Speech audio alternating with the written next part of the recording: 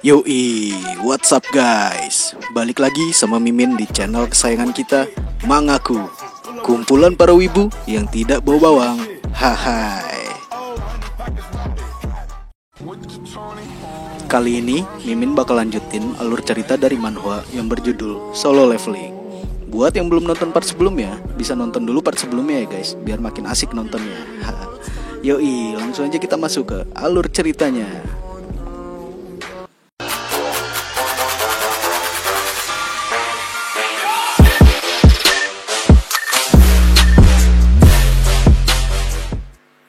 Tiba-tiba, Kapten Choi dihampiri oleh sekelompok orang, dan orang itu berkata, "Oi Choi Taiwong, sepertinya kau sudah tidak waras ya. Kau bahkan membiarkan anak baru di kompetisi ini. Kudengar, Wusang In cedera, dan harus beristirahat beberapa bulan. Apa kau tak punya harapan lagi, sampai mengikut sertakan murid baru?" Kapten Choi menjawabnya, lihat saja sebentar lagi. Mulutmu itu akan menganga melihat bakat dari murid baru ini." Orang itu berkata, selama ini kau bukannya latihan lari, malah latihan melawan. Sebenarnya kami juga punya rookie yang bisa dikatakan monster. Beri salam pada mereka." Namun tiba-tiba Kim Chul yang ada di sampingnya terlihat seperti ketakutan berhadapan dengan Jinwoo. Lalu Kim Chul mengajak Jinwoo untuk berbicara berdua. Kim Chul pun langsung menarik baju Jinwoo dan berkata, "Oi, apa kau pikir karena kita berada di tingkatan yang sama, kau kira aku takut padamu?" Tapi kocaknya, para prajurit bayangan malah mengejek Kim Chul yang masih menjadi manusia. Tapi di saat Kim Chul sedang emosi, tiba-tiba Kim Chul menangis dan langsung bersujud. Kim Chul sendiri tidak tahu penyebab dirinya seperti itu. Bahkan bodohnya, Kim Chul malah merasa kalau perasaannya itu adalah cinta. Jinwoo pun ketakutan dengan perilaku Kim Chul. Kemudian, Jinwoo berusaha untuk menyadarkan Kim Chul agar menjadi orang yang baik dan tidak kasar kepada orang lain. Jinwoo pun pergi, meninggalkan Kim Chul di sana. Di saat Kim Chul sadar kembali, dia hanya bisa terdiam kebingungan. Dan tibalah, kini di acara kualifikasi tingkat nasional cabang olahraga lari akan dimulai. Lalu panel berpindah pada sosok David yang sedang mengunjungi kediaman seseorang. Yang ternyata, David kini sedang mengunjungi Nyonya Selner. David pun langsung menanyakan ke inti permasalahannya. Nyonya Selner berkata, "Aku sudah pernah bilang padamu, aku tak bisa lagi melihat masa depan." David pun berkata, "Apa Anda bicara tentang kejadian dewa kematian?" Nyonya Selner berkata, "Jawaban yang kau cari padaku sebenarnya adalah hal yang ada di masa lalu. Aku hanya mengambil sedikit bagian masa lalu dan memberikanmu jawaban yang memuaskan. Kalau begitu, bisakah aku menjawab pertanyaanmu dengan benar kali ini?" "Benar, Dev. Aku tahu identitas orang yang sedang kau cari. Namun, aku tak akan memberitahukan apapun padamu tentang orang itu." David pun berkata, "Madam, Anda harus tahu apa yang sudah dia lakukan. Bagaimana Anda bisa mengatakan hal itu padahal dia bisa jadi ancaman yang besar bagi negara?" Nyonya Selner berkata, "Apa kau tidak melihat video itu?" David berkata, "Aku melihatnya. Seorang manusia berdiri di hadapan monster yang keji. Namun, dia tidak pernah sekalipun jatuh atau berlutut.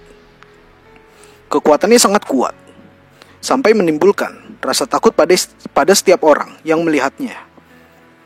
Namun, dia sudah menyelamatkan umat manusia." Nyonya Selner pun berkata, "Apa kau akan percaya padaku kalau aku bilang hal seperti itu bukan pertama kalinya terjadi?" David berkata, "Apa maksud Anda? Bagaimana umat manusia menghadapi beberapa krisis yang menghancurkan mereka, namun kita tidak sadari?" Lalu, David pun pergi meninggalkan tempat itu. Tapi sebelum pergi, David berkata, "Pria yang ada di video itu, apa Anda bisa menjamin dia tak berbahaya?" Nyonya Selner pun menjamin kalau orang itu tidak berbahaya. David pun pergi dari sana. Sesaat setelah itu, ada seseorang yang berkata pada Nyonya Selner, "Aku tak suka pria tua itu. Wanita tua, apa kau ingin memberinya pelajaran?" Ternyata, orang itu adalah Thomas Andre. Nyonya Selner berkata, "Thomas, kau hanya butuh satu masalah lagi untuk didiskualifikasi sebagai petarung." Thomas pun bertanya, "Kemungkinan banyak orang yang mati karena insiden selain aku. Terutama kejadian seperti kecelakaan lalu lintas, angkanya sangat tinggi saat ini. Namun, aku bisa menghindari semua kejadian itu berkat semua wejangan darimu. Kenapa kau menyelamatkanku?" Nyonya Selner berkata, "Karena kau sudah melakukan banyak perbuatan baik di kehidupanmu sebelumnya." Lalu Thomas menanyakan, apa yang dilakukan pria yang ada di video sampai David datang menemui Nyonya Selner? Nyonya Selner berkata, kalau orang itu sudah menyelamatkan dunia. Lalu panel berpindah pada kompetisi lari berlangsung. Terlihat ada seorang ciwi yang sedang bersiap untuk lari. Yang ternyata orang itu adalah Cahayain yang sedang mengikuti kompetisi lari tersebut. Dan Cahayain pun berhasil memenangkan pertandingan tersebut. Sesaat setelah itu, Cahayain pun keluar lapangan untuk beristirahat. Ternyata kaki Cahayain cedera. Cederanya cukup parah, yang padahal dia baru saja lolos di babak kualifikasi pertama. Di saat Cahayain sedang galau memikirkan kakinya, tiba-tiba Jinwoo datang menghampirinya dan berkata, "Kau ingin menyembunyikan cederamu?" Cahayain pun terdiam melihat Jinwoo. Jinwoo melanjutkan perkataannya. Meski seseorang ingin berlomba dengan kondisi seperti itu, memperparah cederanya dan menghabiskan 1 tahun untuk memulihkannya, lalu berakhir menjadi atlet papan bawah dan hanya bisa menyesali keputusannya saat itu. Cahayain ternyata masih memiliki kebiasaan yang sama seperti dulu, yang bisa mencium aroma seseorang, dan dia mencium bau Jinwoo yang menurutnya enak. Cahayain berkata, "Terima kasih karena telah mengkhawatirkanku." Tapi belum selesai bicara, tiba-tiba Jinwoo menyentuh kaki Cahayain dan berkata, "Bisa tahan seperti itu sebentar?" Cahayain pun sangat terkejut melihat kakinya yang dipulihkan oleh Jinwoo yang hanya menyentuhnya saja. Jinwoo berkata, "Kau hanya punya 1 kesempatan kan? Larilah, lari tanpa rasa penyesalan." Sebelum Jinwoo pergi, Cahayain menahannya dan berkata, "Apa kita pernah bertemu sebelumnya?" Jinwoo pun hanya tersenyum dan berkata, "Ayo berlomba. Kalau kau berlari bersamaku dan menang, aku akan memberitahukan segalanya." Cahayain berkata, "Opa, kamu anak SMA kan? Aku melihatmu memenangkan semua kualifikasi yang kamu ikuti." Jinwoo berkata, "Kalau begitu, aku anggap jawabanmu itu sebagai menyerah." Cahayain tidak menyerah begitu saja dan berkata, "Kalau begitu, babak penyisihan akan berlangsung sebentar lagi. Bagaimana kalau kamu mengatakan yang sebenarnya saat aku memecahkan rekornya?" Jinwoo pun menyetujuinya. Hari-hari pun terus berlalu begitu saja. Sampai akhirnya, Jinwoo bertemu lagi dengan Cahayain. Dan mereka akan segera berkencan.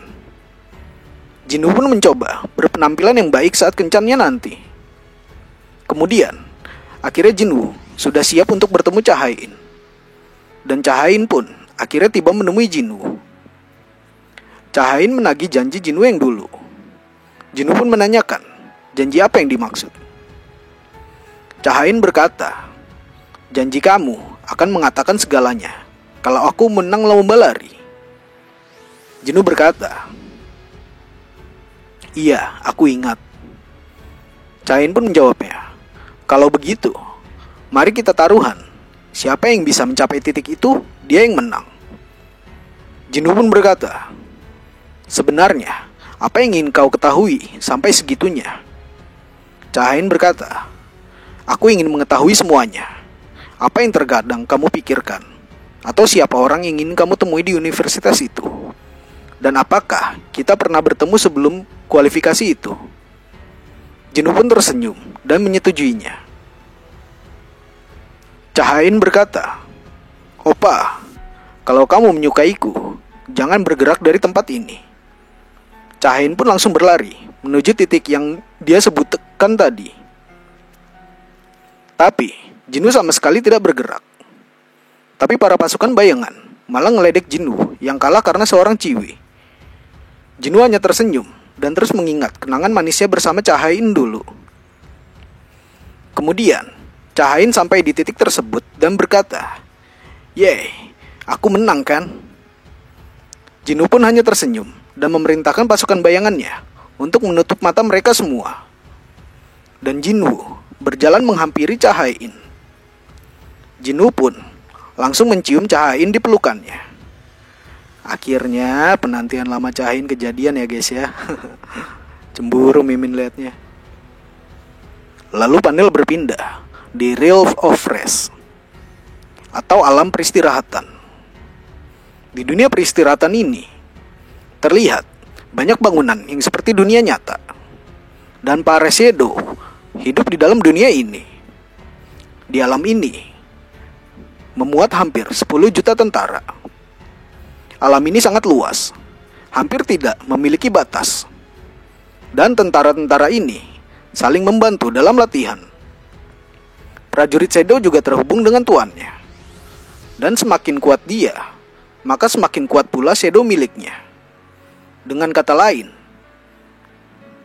prajurit ini yang awalnya menginginkan kehancuran, saat ini secara bertahap mempelajari sifat manusia, memahami berbagai emosi manusia, mengisi pikiran mereka dengan pengetahuan baru, merupakan pembelajaran yang menyegarkan untuk mereka.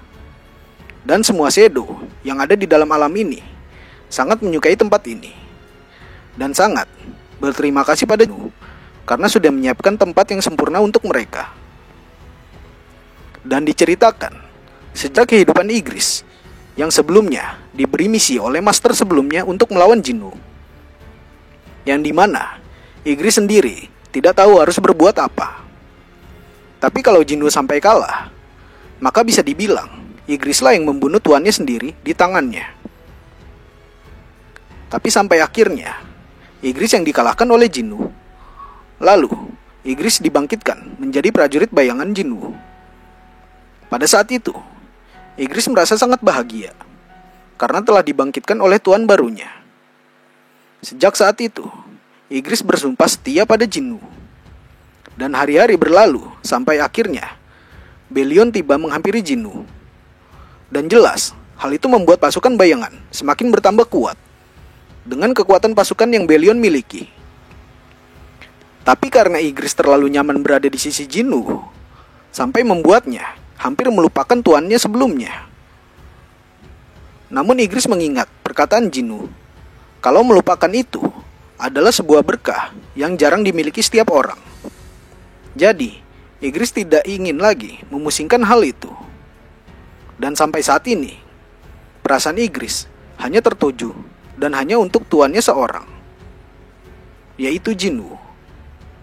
Aku, kesatria pedang dari tuanku, salah satu sayap yang memimpin Shadow Army. Akulah kesatria tuanku, pedang bagi tuanku. Pertarungan tuanku adalah pertarunganku juga. Karena tuanku sudah masuk ke dalam peperangan baru. Sepertinya hidupku yang mulia akan terus berlanjut lebih lama. Lalu panel berpindah pada ingatan masa lalu milik ayahnya Jinwoo, yang dimana dia masih mengingat semua kenangan masa lalu di dunia nyatanya. Dan terlihat ayahnya Jinwoo kini sedang berbicara bersama Rulers yang biasa Jinwoo temui. Ayahnya Jinwoo berkata, "Jadi apa keputusan yang diambil anakku itu?" Rulers itu berkata, "Shadow Monarch memilih untuk tinggal di dimensi ini. Menurutnya, setiap menit, setiap detik yang ada di dimensi ini sangat berharga baginya. Apa kau akan selalu bersembunyi dari Shadow Monarch? Tidak, maksudku dari anakmu. Song Il-hwan berkata, benar, karena anak itu tak ingin siapapun mengingat masa lalu. Rulers itu berkata, setelah aku pergi dari sini, takkan ada lagi intervensi dari para rulers. Dengan begitu, urusan di dunia ini sudah berakhir. Jujur, selama ini sangat menyenangkan. Hatiku berdebar menunggu Shadow Monarch untuk melihat seperti apa hasilnya. Para rulers juga menyampaikan rasa hormat dan terima kasih, bukan hanya kepada Shadow Monarch, namun juga padamu, Song Il-hwan. Apa ada yang bisa kami lakukan untukmu? Song Il-hwan berkata, bisakah kau menghapus ingat masa laluku? Rulers itu berkata, tentu saja itu bisa dilakukan. Tapi, kenapa kau ingin melakukannya? Song Il-hwan berkata, rasanya sangat sulit untuk pura-pura bodoh dan tidak tahu di hadapan anak dengan persepsi luar biasa seperti itu. Selain itu, aku ingin menjadi ayah biasa yang khawatir dengan anaknya. Bagiku, Jinwoo bukanlah Shadow Monarch, melainkan anakku yang berharga. Rulers itu menyetujuinya dan mengeluarkan sebuah sihir. Dan dia berkata, saat kau meninggalkan kafe ini, semua ingatan tentang garis waktu dan dimensi yang dihapus juga akan hilang dari ingatanmu. Meski kau mungkin tak akan mengingat ini, aku doakan kau memiliki masa depan yang tenang. Rulers itu pun pergi. Lalu panel berpindah pada sosok Eugene. Terlihat, kehidupan Eugene tidak jauh beda dengan kehidupan sebelumnya, yang dimana dia tetaplah menjadi anak konglomerat yang tidak bahagia. Dan ternyata, Eugene kini sedang membahas Cha Hae-in, yang kini sudah terkenal sebagai atlet cantik. Dan ternyata, diberitakan kalau Cha Hae-in memiliki pacar. Dan pacar dari Cha Hae-in kini sedang ingin menemui mereka. Yang ternyata, orang itu adalah MC ganteng kita. Tapi, Eugene yang sekarang tidak mengenali Jinwoo sama sekali. Namun perasaan yang dia rasakan sangat familiar. Bahkan, Jinwoo hafal dengan kebiasaan Eugene yang tidak bisa meminum alkohol dan memberi Eugene sebuah soda.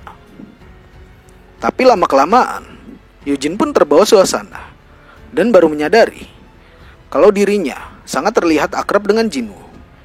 Yang seharusnya, Eugene adalah orang yang kaku dan tidak mudah bergaul dengan orang baru.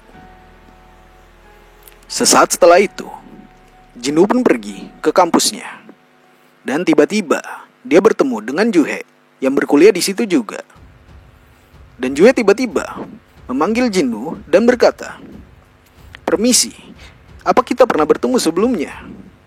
Jinwoo berkata, "Tidak."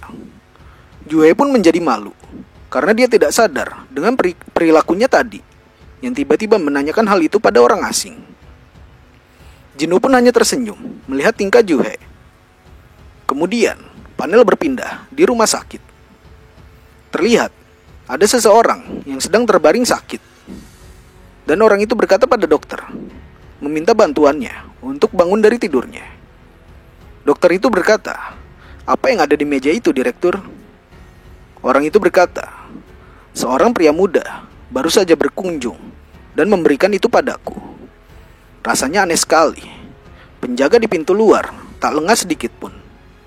Namun, dia bisa meninggalkan botol itu tanpa disadari siapapun. Tapi, apa yang dikatakan pria itu padaku yang lebih tak bisa dipercayai. Di garis waktu yang berbeda, yang kini telah hilang, aku bertarung melawan monster-monster kuat bersama pria muda itu. Dan ia datang untuk memberikan hadiah sebagai tanda terima kasih atas masa lalu itu. Setelah itu, dia menghilang begitu saja seperti cahaya.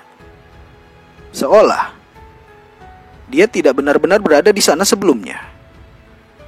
Pria muda itu bilang, "Kalau aku meminum cairan yang ada di botol itu, semua penyakitku akan sembuh dengan seketika. Dokter itu berkata, "Direktur, Anda tidak mungkin percaya dengan hal seperti itu kan?" Dan ternyata orang itu adalah Go Gun-hye. Dia berkata, "Aku sudah terlalu lelah dengan sakit ini. Siapa peduli ini palsu atau bukan? Biar kutanya sesuatu padamu. Jika aku tak meminum ini, berapa lama lagi waktu yang kupunya?" Dokter itu hanya terdiam. Dan Go Gun-hye berkata lagi, "Jika sesuatu terjadi padaku setelah aku meminum ini, maka ukirlah ini di batu nisanku." Direktur Go Gun-hye meninggal setelah bertarung dengan gagah berani melawan penyakitnya. Dan Go Gun-hye pun bersiap meminum botol itu. Sampai akhirnya Go Gun-hye berhasil menghabiskan air di botol itu. Setelah meminum itu, Go Gun-hye berniat untuk beristirahat sebentar. Kemudian dokter itu pergi meninggalkan Go Gun-hye. Dan Go Gun-hye mencoba untuk beristirahat, tapi tetap tidak bisa untuk memejamkan matanya. Dan dia merasa tubuhnya sangat hangat, seperti sinar matahari yang dekat padanya. Padahal saat ini sedang musim dingin. Lalu panel berpindah pada sosok Destruction Monarch, Antares. Tiba-tiba Antares terbangun dari tidurnya. Yang ternyata dia kini berada di dalam tubuh manusia. Yang lebih mengherankan lagi, Antares berada di tubuh Sung Jinwoo, seorang hunter rank E. Dengan alasan menjadi hunter karena harus menyembuhkan ibunya yang sakit. Namun tiba-tiba ada seseorang yang menelpon dirinya. Orang itu menanyakan keberadaan dirinya saat ini, karena seharusnya mereka kini melakukan raids. Tapi Antares yang berada di tubuh Jinwoo belum datang juga. Antares yang merasa dirinya adalah seorang raja dari segala raja tidak terima diperintahkan oleh seorang yang lemah. Dan dia berkata, "Kau di mana sekarang?" Orang yang ada di telepon itu pun tidak mengerti maksud dari Antares. Dan dia heran, mengapa Jinwoo yang dia kenal tiba-tiba berbicara tidak sopan padanya. Antares pun semakin emosi dan mencoba melacak keberadaan orang itu. Sampai akhirnya dia berhasil menemukan lokasi orang itu berada. Kemudian Antares tiba tepat di belakang Ciwi itu dan berkata, "Sekarang, apa kau masih terlambat?" Ciwi itu sangat kaget melihat kehadiran Jinwoo yang tiba-tiba. Antares melanjutkan kembali, "Beritahu aku, apa aku terlambat sekarang?" Ciwi itu dengan ketakutannya menjawab, "Tidak sama sekali." Lalu Antares dipanggil oleh seseorang. Antares benar-benar tidak terima. Orang-orang memanggilnya dengan tidak hormat. Lalu Antares memesan sebuah kopi. Namun, kopi di sana sudah habis. Antares yang tidak terima penolakan pun langsung merebut kopi yang dipegang orang tersebut. Sambil meminum kopi tersebut, Antares berkata, "Yang kuat akan merampas milik yang lemah. Itulah jalan hidup kami, para monarch." Tapi orang-orang di sekitar merasa aneh dengan sikap Jinwoo hari ini. Tiba-tiba, Juhe datang menghampiri Antares dan berkata, "Jinwoo, kenapa kamu terluka di wajahmu lagi?" Antares berpikir kalau semua manusia sangatlah berisik. Lalu, tiba saat mereka akan memasuki gate yang dipimpin oleh Ketua Song. Tapi Antares merasa curiga dengan gate tersebut, karena dia merasakan ada monarch lain di dalam sana.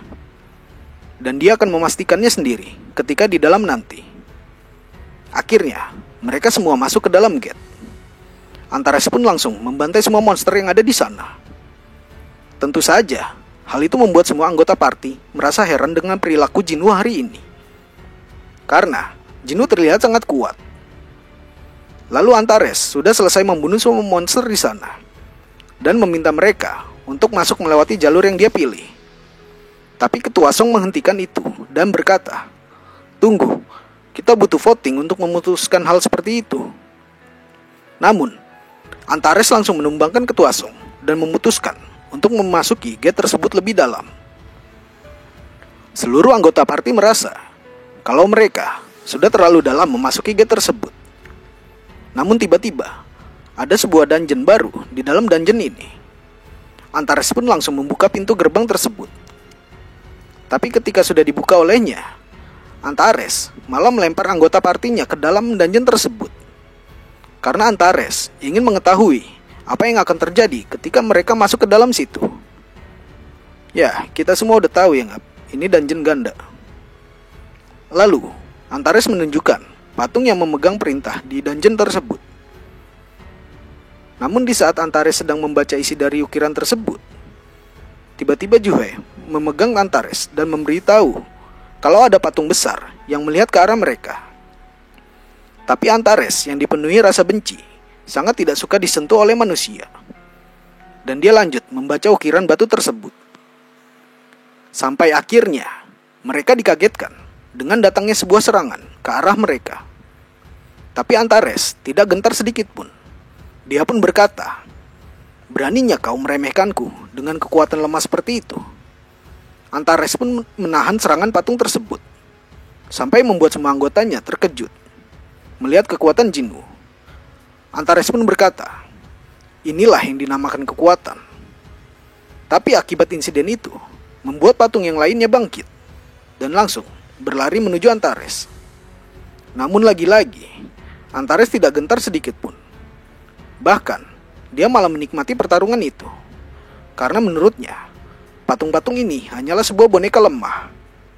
Sampai akhirnya Antares berhasil menumbangkan mereka semua dan berkata, "Apa cuma segitu kemampuan kalian? Ini bahkan tak terhitung pemanasan bagiku." Lalu arsitek menunjukkan dirinya dan berkata, "Bajingan, siapa kau sebenarnya? Semua yang sudah kusiapkan mati-matian berubah menjadi kekacauan." Antares pun langsung menyerangnya dan berkata, "Bacot, aku tak datang kemari untuk bermain-main dengan boneka. Aku ingin bertemu dengan kekuatan sebenarnya di balik semua ini. Tunjukkan dirimu, pengecut." Dan tiba-tiba muncul sosok Shadow di sana dan berkata, "Destruction Monarch, takdir kita berjumpa seperti ini. Di sini, di tempat ini, aku akan mengakhiri hubungan buruk kita." Antares mengatakan, "Itu yang kutunggu. Pertarungan kita takkan berakhir semudah itu." Dan baku hantam segera terjadi. Namun tiba-tiba Jinwu terbangun dari tidurnya.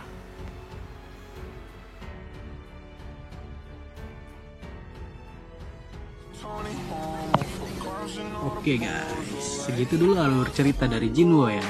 Kita lanjut di part selanjutnya. Dan jangan lupa like, komen, dan subscribe-nya ya guys. Bye-bye.